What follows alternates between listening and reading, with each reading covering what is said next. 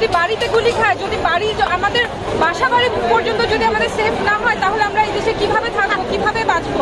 আমাদের বাচ্চাদের সেফটিটা তো আমাদেরকে ইনশিওর করতে হবে। আমরা আমাদের বাচ্চাদের কাছে কি জবাব দিব যে আমরা তাদেরকে একটা সুরক্ষিত দেশ দিতে পারছি না, সেফ দেশ দিতে পারছি না? তাদের ভবিষ্যৎটা কোথায়? আজকে আমরা যারা ছাত্ররা নেমেছে, ছাত্রদের সাথে প্রত্যেক পেশাজীবী মানুষ নেমেছে, সাধারণ জনতা নেমেছে, সবার দাবি একটাই, আমরা মত প্রকাশের স্বাধীনতা চাই।